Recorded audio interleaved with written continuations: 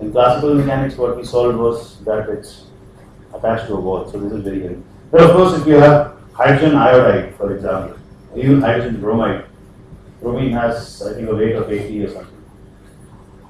Yeah. So this is really massive compared to hydrogen. So there I can easily assume that only hydrogen is vibrating. If you think of carbon dioxide or carbon monoxide, then of course both of them are almost equally heavy, 12 and 16, and both of them should be vibrating. But if they are vibrating, then the way they will vibrate could be described by this kind of a diagram. Let's say we have two masses, M1 and M2, and they are connected. So the bond is approximated as a spring, massless spring, okay? And they are oscillating. So if M2 is large, then they will be oscillating about something known as a center of mass. So let me put that as okay. This is position x1, that's x2, that's x of center of mass, and this x2 minus x1 is x relative. So that's my x-axis. So all that is going to happen is dependent on the relative distance between M1 and M2. It doesn't matter if I take this entire molecule somewhere else, the vibrational energy is not going to change.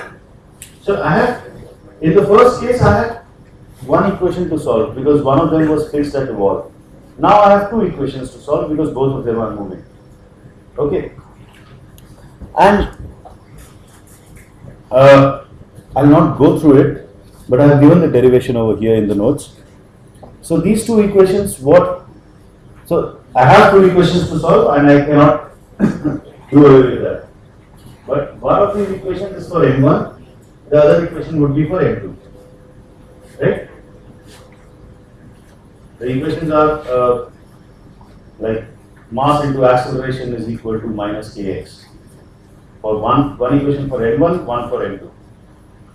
The thing is that since these two motions are decoupled, the motion of this center of mass is decoupled from the relative motion.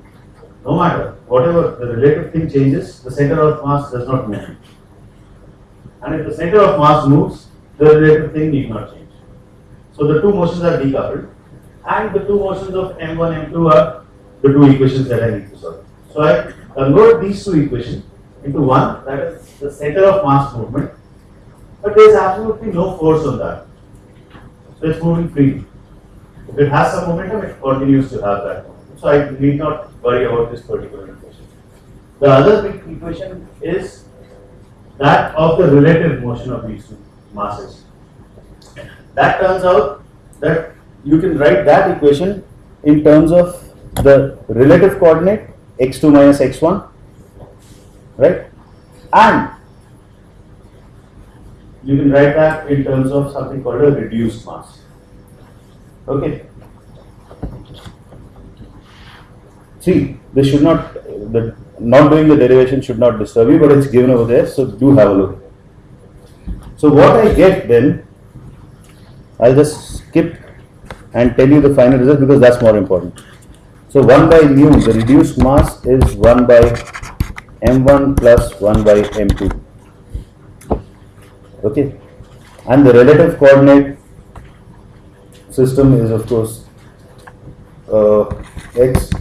Let's say x is my relative coordinate over here. Then x is equal to x2 minus x1 at whatever point minus the equilibrium bond length. Okay. So x is essentially the change from the equilibrium. So if x1 and x2 are sitting at their equilibrium positions, then x is equal to 0. But the moment they move out, x becomes positive. If they are compressed, x becomes negative. So if I have these things, using these definitions, what I'll write is that the energy of vibration, or even before that, maybe I can also tell you what the equation is. So the equation essentially becomes mu d square x by dt square plus k times x equals 0. So where the definition of mu and x is given above. This is exactly like the problem that you saw, right? For the classical harmonic oscillator fixed to the wall.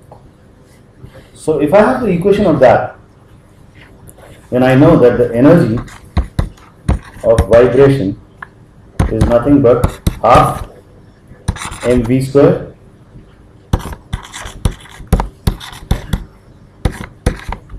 plus the potential energy half kx square. Okay, that is the classical energy.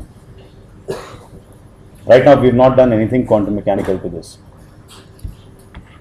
Now all I have to do, if I wish to do quantum mechanics, all I have to do is to write the Schrodinger equation, because I am interested in the energy to start with. So I write the Schrodinger equation for this. The Schrodinger equation is exactly the same thing. Kinetic energy times psi, kinetic energy operator times psi plus potential energy operator times psi is equal to E psi. And that I think we are now well versed with. So we write that minus h cross square by 2 mu instead of m d square by dx square of psi plus, so that's my kinetic energy part, plus half kx square of psi, that's the potential energy part, is equal to energy times psi. No problem writing the Schrodinger equation. Now, unfortunately, I don't recognize this. This is a kind of equation that we have not solved, we have not attempted. Okay, why? What we have done is with constant coefficients. Here we have a variable coefficient. Right? Changes as x changes. We have not seen these kind of equations. And believe me, if I were to solve this in class, it takes about 2 days. I have done that once. Okay. It goes through a power series method, assuming psi to be a power series in x, let's say. And then you have to do a lot of stuff, get a recursion relation, break the series at some point of time. Anyway, if you are interested, I will give you the page numbers of, let's say, Ira and Levine, quantum mechanics, quantum chemistry. Sorry, you can go and read up there. It's a 3 or 4 page derivation. But I am sure I don't think you'll be interested. So what do? Let's make a guess. Very wild guess. So I make a very wild guess and I say that psi is equal to, or let me not put it psi because I don't know yet. So some function f of x is equal to e to the power minus alpha x square by 2. How about that?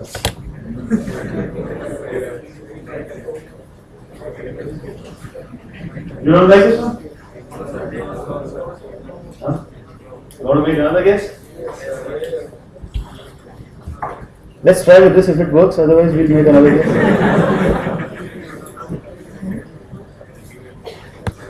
So, the only reason I make this guess is because I know that this is the ground state wave function. Okay? And we'll get the meaning of what alpha is and so make this guess and see if it satisfies the equation or not. That I can easily check. I substitute this function back into the equation and see whether it works or not. Okay, so I'm guessing only the ground state wave function. This is the ground state wave function. Oh, okay, fine.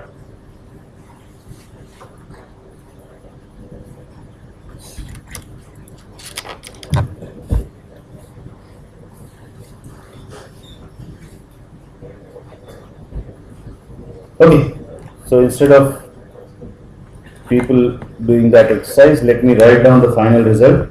Comes out to be d square f by dx square plus alpha times f minus alpha square x square f is equal to 0.